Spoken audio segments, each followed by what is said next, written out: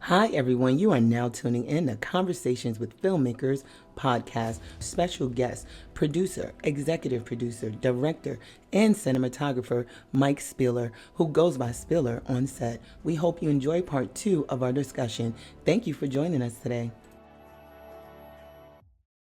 So we're back with Conversations with Filmmakers. We are here with Spiller, and he is spilling his guts right now on all the inside info, all the inside info. But I do want to pivot and go and do a deeper dive into that journey, because we haven't, and I love going all the way back to the end of time, because I think that is most inspiring for people to know how dedicated a lot of us are to this industry. Somebody that's been in for a decade or 2 decades or 3 or 4 sometimes.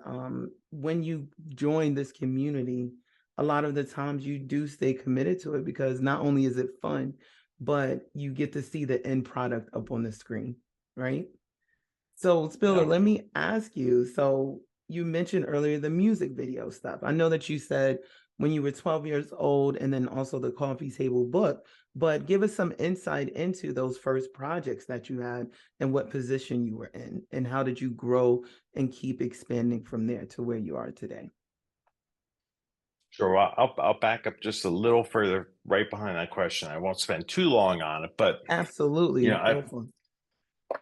I I did wind up going to SUNY Purchase, which is State University of New York at Purchase, State College Upstate. in upstate, 45 minutes outside of Manhattan. So wasn't that far, but there were deer and stuff, so it was, you know, We always say far anything enough that's away. more than half an hour, that's upstate. You know what I mean? Yeah, Everybody in New exactly. York knows that, right? So, but Yeah. go ahead. I'm sorry. Sorry. So while I studied there, I realized like, okay, I was good at cinematography and people were asking me to shoot their senior films. And I thought, well, that's what I want to do. I want to be a cinematographer. Hmm. So that was my goal, but I didn't really think like I could make a living doing this. I think in my head, I figured, well, I'll graduate, I'll try and work for a few years, and then I'll get a job. Like I didn't know what that job would be, but I would get a job. And I remember I was in my senior year, and a guy who graduated before me named Dean Bell came back and visited. And Dean was working as an apprentice editor on a Woody Allen movie. Hmm. And, I think he was making like 300 bucks a week. Hmm. And I was like, 300 bucks a week. If I can make that kind of money, I could buy a moped. Yeah, You know, we're rich. that was, I think I made it. I thought maybe there is a possible way to make a living. So I mean, I actually wound up working a little bit before I graduated. Uh, my cinematography teacher was shooting a movie, and he okayed me to come as an intern. One night a week, shot all night. Then he got fired from that movie, which was a real lesson. And like, okay, welcome to Hollywood, dude. and Yeah. and but I kept going. He told me it was cool. Just keep doing your thing, get what you can out of it. And I met a few people and learned a few things. But then, eventually I graduated, and I can't remember exactly how I got my first gig, but it was like a PA job for nothing, or maybe I got 25 bucks for the day. And We're but rich every again. time I showed up, I know it's just like I'm happy to be here. And because I was on the sort of technical side of stuff at film school, people were like, "Oh, this dude knows how to set a light. Okay, good. So we're gonna, give him another 10 bucks a day, and we'll call him something else." And so I just, and the networking part of it began, and it was like I had a good attitude. I was a hard worker, and could do a lot more than they were paying me for. So I was popular in that sense. And then I started getting in a place where I could recommend my friends for work. And I loved doing that. Like getting someone's first job on a film was really cool. Hmm. And then I did a movie that was released as Street Walking with an apostrophe. Didn't even have the G. It was just Street Walking. Yeah, man, get All- that slang out there. yeah, it was a sort of grimy film, set in one night in Times Square with the hooker and her pimp and all this other stuff. And, so we shot for 4 weeks. It Mm. was all night shooting, 6 nights a week. You were getting I made rich, 200. Mike. You were getting Oh, rich. no, I made $200 a week on that. And I drove the truck, the Grip and electric truck. It was a little small, like bread truck. And I was living up in Rye, New York. Oh, And wow. but we would shoot for 12 or 14 hours, then wrap when the sun comes up. And I was so excited just to be working on a movie. A bunch of us would sit in the back of the truck and drink beer for 2 hours, and then I'd drive home and sleep for a few hours and come back and do it again, just because I was like, I'm working on a movie. This was the coolest thing in the world. um it was not a good movie, but it was a great time. And I recently saw the cinematographer is very well known and quite accomplished now, named Steve Fierberg. Wow. And I saw him like 3 weeks ago, and I told him, I talk about you all the time because you inspired me, because you let me do all the intricate little car lighting. There's like a 60s or 70s, Cadillac convertible type thing with the top down, and it drove through Times Square with all the different lights and everything. So he wanted like interactive lights that would play on the actors' faces. And, Wow. I had to get in there and rig it and do all this stuff. But he trusted me with it. And I was like, I'm lighting this whole scene. This is going to be in a movie theater, seen by maybe dozens of people. It was probably not even that much because it wasn't a good movie. But that moment stayed with me. And Mhm. that has never left me, and is part of the reason why I make sure, as much as I can every day, that I'm inspiring someone I'm working with who's starting out, and giving them, the knowledge that they're valued and they're important and they're part of the process. And if they rise to the occasion, they're going to make it better, and their work's going to be on screen. Wow, that is really awesome. So, if you think about it, he was one of your mentors, pretty much. No question. Yeah, no question. And that was going to be my next question, because I know for me, I've had mentors throughout this entire process. So, speaking on him, who else would you consider to have been a mentor as you were going through this whole process? What's funny, a lot of the people who taught me lessons that stayed with me happen on documentary stuff.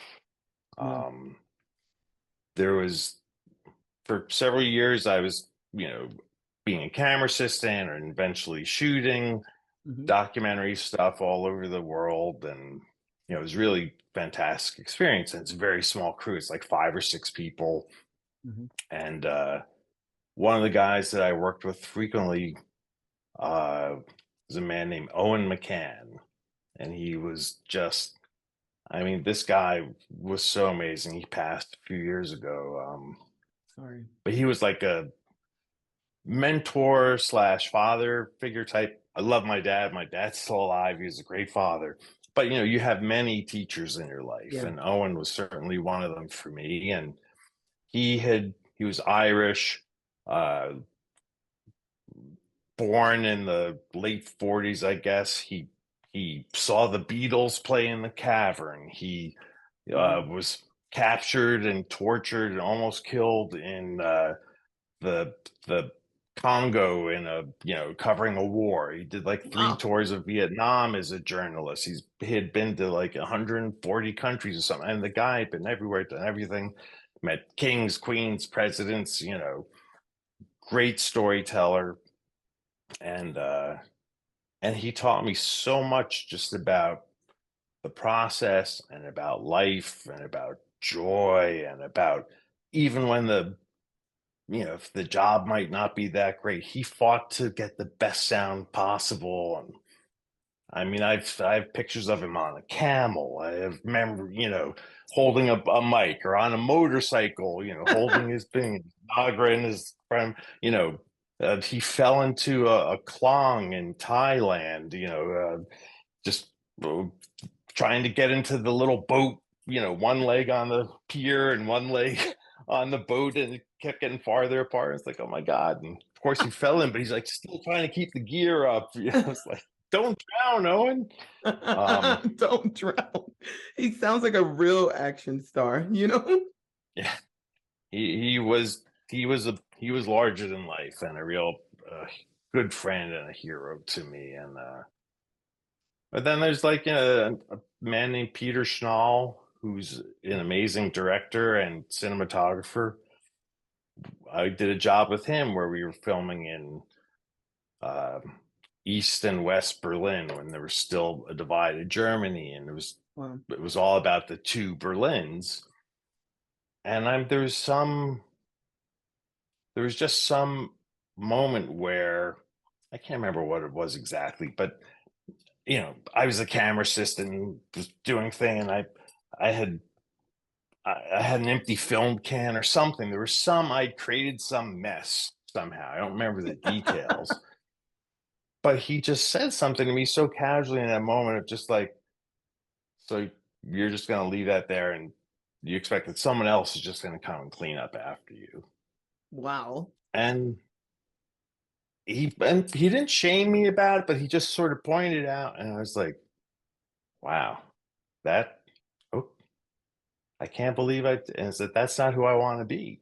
So, it's like, my stuff's going to be in order, and I'm not going to expect anyone else, to do something like that. I think it was when we were in East Berlin, and there really was the culture of like, I'm subservient in the state and very low on the leadership ladder, and it's like, I'm just going to be the person who cleans up other people's messes. And it's like, not here.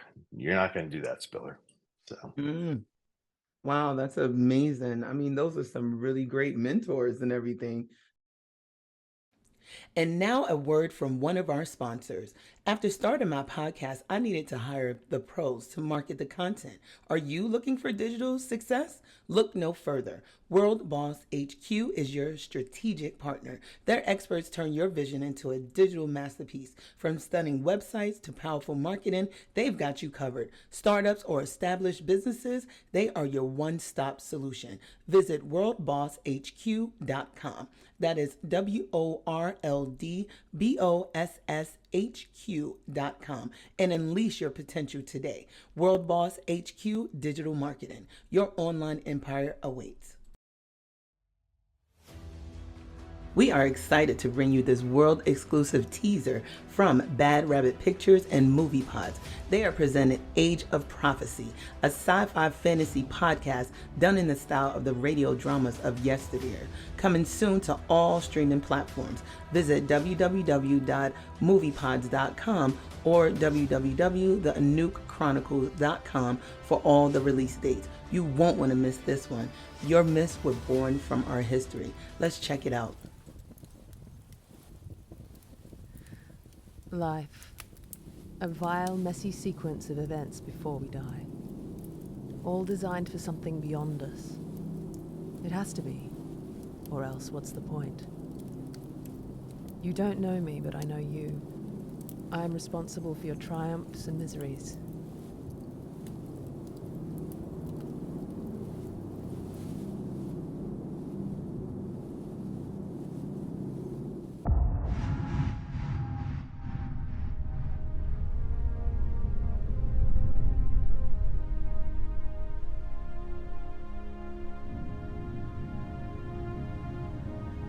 I am Zira and Nilzor, and to truly understand your own story, you must know mine. Your myths were born from my history.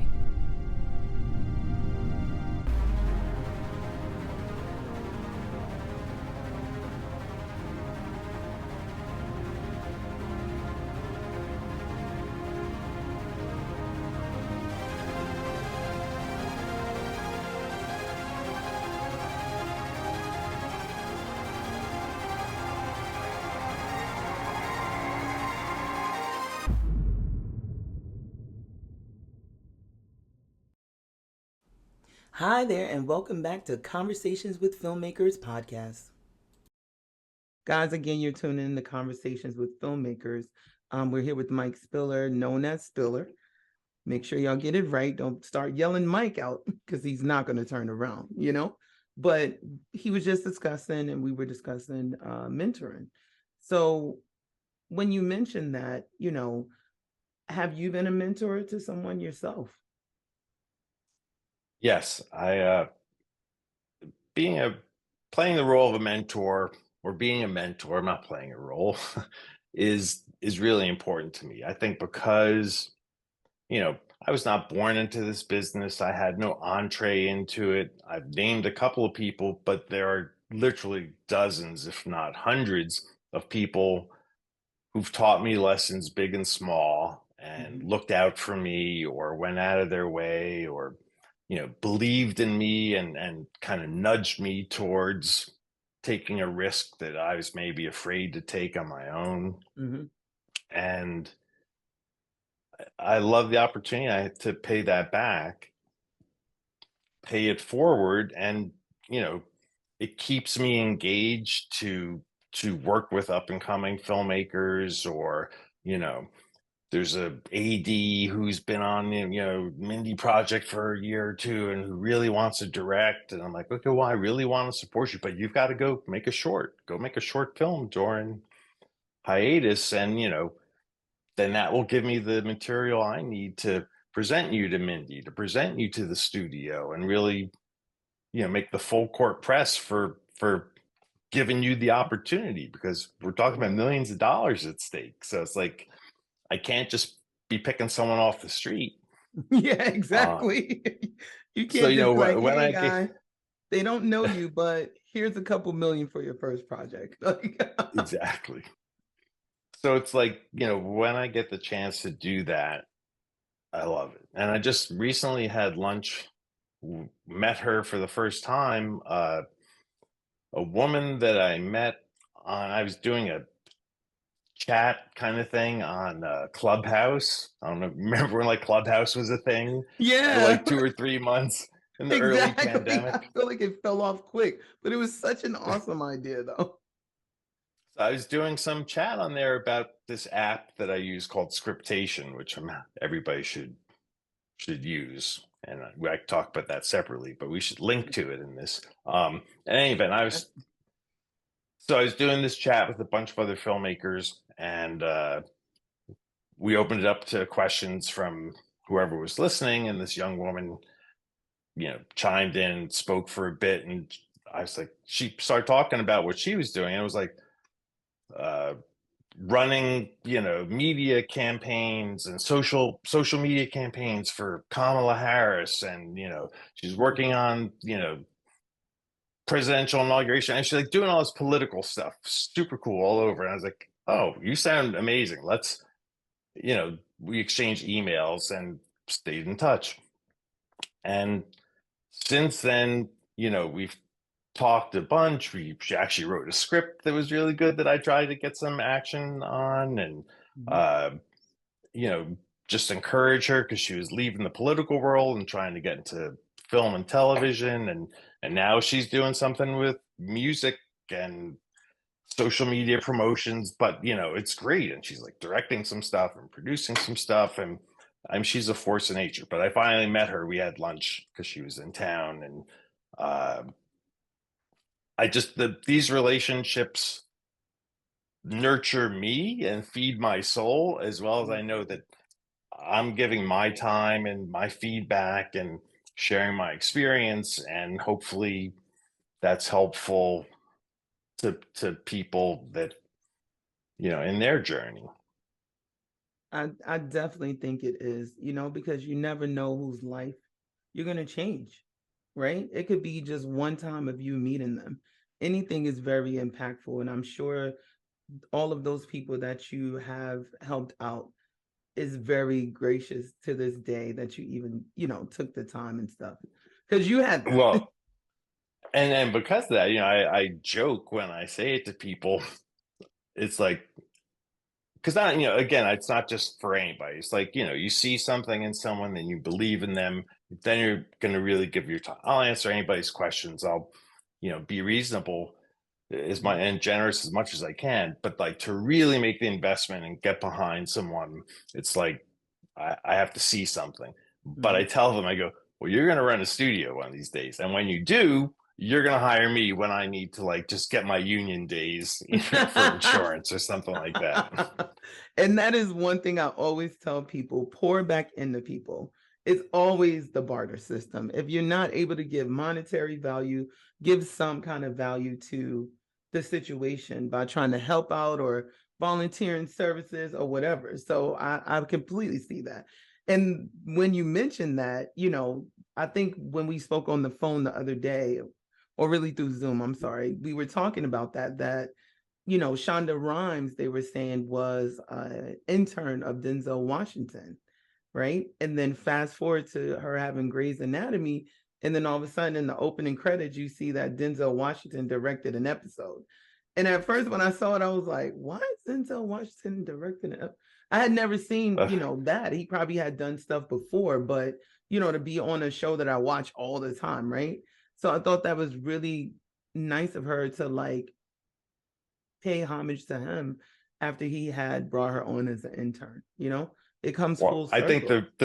I think the real lesson in there, and this is something that I learned and I have hopefully taught hundreds of times, is Shonda's not going to be giving him an episode if Denzel treated her like crap. Oh, of course. When she was working for him. So the lesson is you treat everybody nicely and with respect, not only because it's a decent thing to do, stupid, just don't be a jerk, right? So be nice. That's right. But second, you never know when that person's going to be making the decision about whether or not you get hired. I mean, I remember when I was coming up working on something, and there's this PA running around named Ben, and it was like, all right, yeah, whatever. He was fine. He was nice. And, I was trying to live this thing. Like, I wasn't a jerk to him or anything. It was like, he's nice. Didn't have a ton of interaction with him. Cut to like 6 months later, Ben is directing a feature film with Matt Damon, what? and Ben Affleck in it. It was like this guy named Ben Younger, and he's still working today. I mean, he's great. But it's like, don't be a jerk, because if nothing else, be selfish and smart, because you never know when someone's going to be in a position to hire you. So if you're a jerk to people, they may say, nope, they're flipping through resumes. Not that guy. Not that. He treated me poorly. Yes. And it is. And I have told you, I have not hired actors and cinematographers because my wife used to work in the business. Like, oh no, yeah, that's the guy. He made my wife cry when she was a wardrobe supervisor. That resume goes away. That's right. I'm sorry. It's absolutely right. I think you should treat people the way you want to be treated and not be on these jobs terrorizing, right? So it can happen. I definitely wouldn't hire some people that I've interacted with in the past. I'm kind of looking forward to being a successful filmmaker and floating past some of those people. When I departed, It was no drama. I'm like, you know what? You always should keep it professional. But when you are in a position of power and leadership, then you can really dictate who you're willing to work with without it being forced on your hand, right? So, and listen, that's our Brooklyn ways. I know that you said you came from Jersey, but you're definitely Brooklyn, okay? Oh, yeah. Yeah. Well, guys, you are joining conversations with filmmakers. Like I said, we got Spiller here. He's spilling all the beans for us.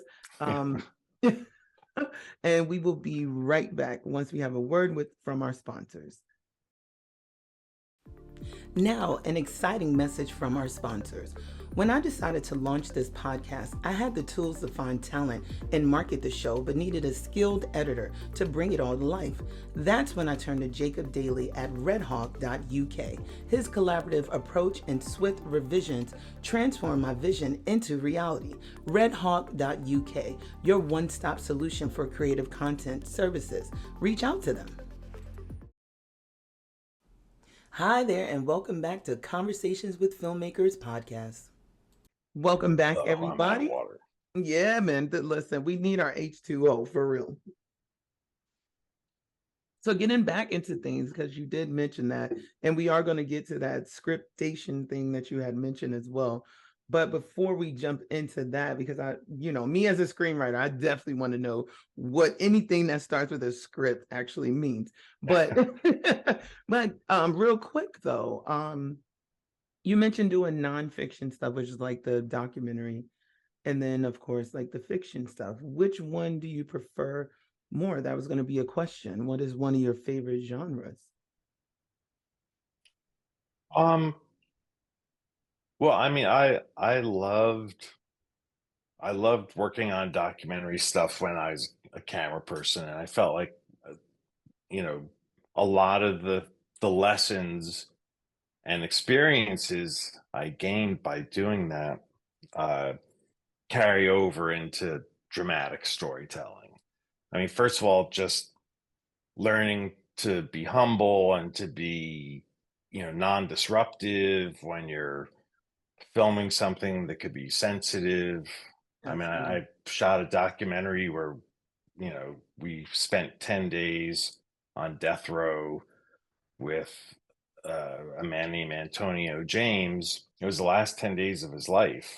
Wow. And, uh, we didn't know he could have gotten a pardon, and, it went down to the wire and he didn't. But, to be around him and his family, and as well as the people on the other side of the equation. He was not a murderer, but he was involved in a crime in which there was a murder.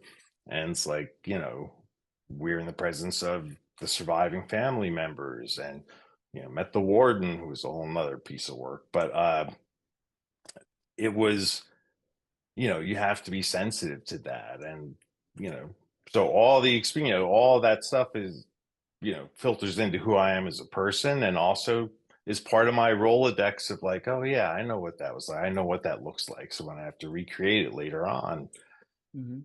that, is very valuable. Um, but I also, I love telling stories, and I love that, you know, we can change the world through our stories. I mean, I remember maybe 10 years ago or something, I was just sort of reflecting on my life, going, does any of this matter? If I've done anything, it's like, I'm not saving lives. I'm not, you know, Hollywood can be phony, and what have I done? And then I started thinking more. It's like, well, wait a second, I have, I have helped change things. I've worked on shows that have, you know, empowered people or helped change the balance of sentiment in this country about, gay marriage, or, just political stuff, and, hopefully lifting us all up. And it's like, that matters, and even just laughing at stupid shit matters, because like we all need it. You know what I mean? So it's like, I don't I didn't want to I don't want to minimize the value of importance in storytelling. And when you think about it, telling stories was all we had when we were starting out as a culture, as a people, before we had, writing and, the means of communicating the past to the next generation. It was about telling stories. So it really is, you know, it was helpful for me to see myself as, continuing this great human tradition, and that's what we're all doing. So all the people who show up at 6 a.m., every day, breaking their backs for us, we're all part of that. And, that's a really important thing, I believe, for us to remember, and particularly going forward, where it's like, AI cannot create the same kind of stories. Maybe technically it can generate something, but there's no heartbeat to it. And it's like, the heartbeat is what differentiates it for me. Absolutely. And as a screenwriter, that's what I tap into. They tell you to, sometimes rip from the headlines or rip from your own experiences and everything like that. So, people laugh at me now, right? Because I watch a lot of anime, right? I do watch other films, I love action adventure really quickly, but anime, for instance, like One Piece, right? And my friends are like, how the hell are you watching One Piece? It has like 50 freaking season and 1,000 episodes. But when you actually delve into the story, they're giving nuggets of stuff. They have like a lot of diversity, and they talk about different things and like motivating you in between, the fighting the villains or whatever. They're like, overcome this person or whatever. And that for me is something that I need, something lighthearted, but also has a good message at the end. So I can completely understand that with filmmaking, it is about storytelling, and you never know what is impacting that person. Think about Mr. Rogers' Neighborhood. Remember when he was being honored towards the end of his life, and like everyone in the crowd was crying? Or, reading Rainbow or something like that. It just brought you back to a place.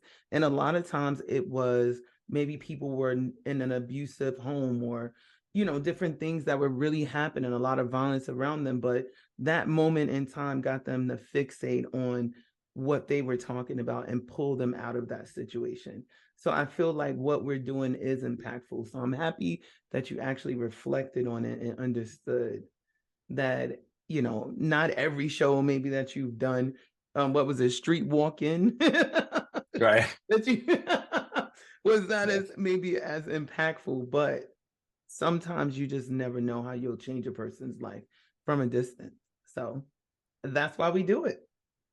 Yeah. Well, I mean, I'll tell you that,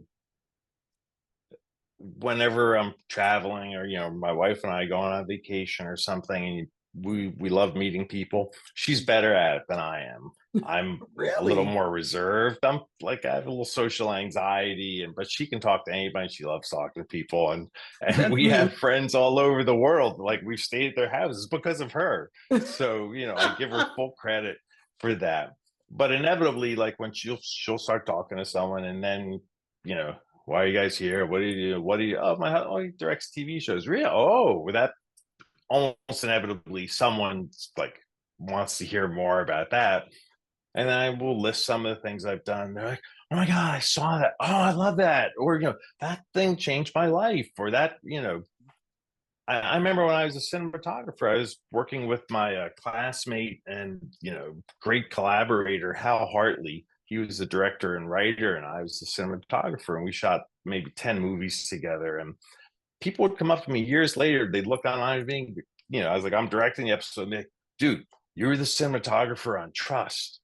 That movie changed the way my relationship with my father, or it's like, without fail, any show I'm on, 2 or 3 people are going to come up to me and say, I checked your credits and this was really important to me. And it's just so meaningful. I mean, so obviously it's flattering on one level, on the simple level, but the deeper level of like, my God, I mean, I remember making that film, remember every second of it, and it's like, to think that it was actually going to reach people in such a deep way that they would come and talk to me about it 25 years later. It's mind-blowing. It's really cool.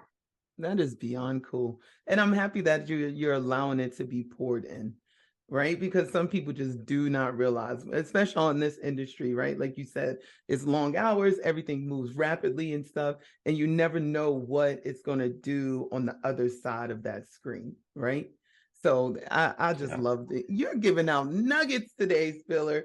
I'm very hopeful that anyone listening in is very motivated by the things that he's saying, and understanding that if you're in this industry, have passion for it. Yes, it can be, we all want to survive. We all need the funds, definitely want to make more than $300 a week or $25 a day.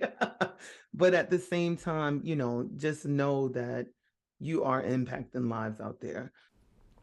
You've just tuned into an episode of Conversations with Filmmakers podcast. We'd like to thank our guests for joining us and sharing their knowledge. This has been a production of Vonti Pictures, hosted by me, Vonti McCrae, a screenwriter and producer. We'd also like to thank Bad Rabbit Pictures for the animated content and creator of upcoming podcast Age of Prophecy. along with our sponsor, redhawk.uk, with all episodes being edited by Jacob Daly, director, producer, and a man of many talents. Come back next week as this saga continues for the Conversations with Filmmakers podcast.